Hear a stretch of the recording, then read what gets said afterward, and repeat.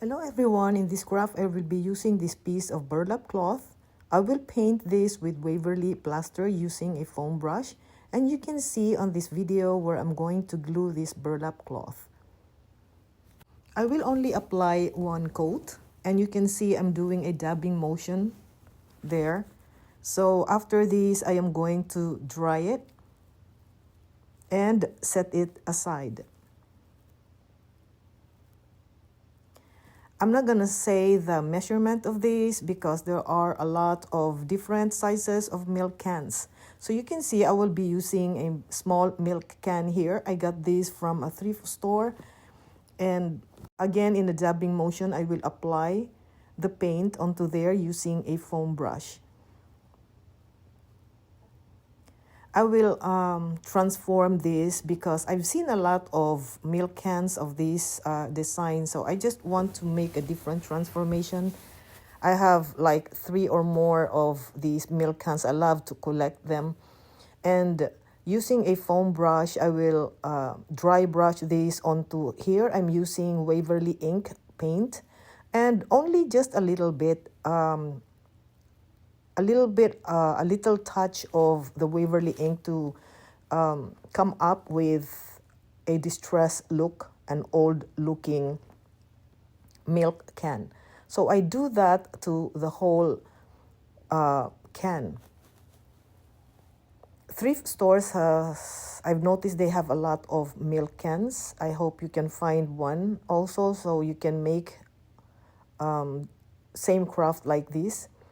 I will use Mod Podge, and you can see that I am using a fan brush to do that. I really am very comfortable using fan brush. This is given to me by a friend.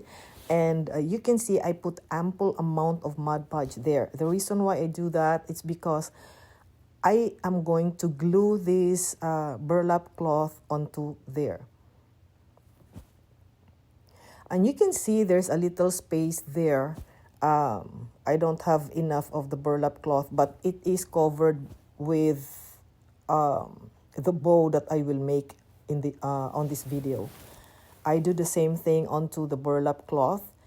I'll dry it, set it aside first. I have this rice paper. I will dip in the water a fine brush, dab it onto the areas I am going to tear. I love tearing it than cutting it with a pair of scissors because it looks more distressed and old looking. I will apply Mod Podge on the back. I'm using again this fan brush. Like I said, I feel comfortable using it because it really applies so good, very thinly and evenly onto the rice paper. I love how it turned out. There's no wrinkles, no lumps, no whatever. So it's really very smooth. I will use Gator Sander to remove the excess paper. Once finished, I will put the parchment paper over there and smooth it using my fingers. I have this Jolie Finishing Wax black top coat. I got this from Amazon. You can see on the video I am using, actually this is an eyeshadow brush. I don't use this anymore for a long time. So I love using using eyeshadow brush because I can, control the thickness and what if I'm going to put a very light distress wax there, I can control it. It's just like, putting eyeshadow, I can control the thickness or if I want lighter eyeshadow using this eyeshadow brush. So that is, I really feel comfortable using it. You can use any brush of your choice if you don't have this eyeshadow brush. Then you can see that this milk can turned really very old, and I love how it looks. And I will now start to seal the rice paper and of course the paint there using the Mod Podge. I only applied one coat and it has to be very thin and also very even applied.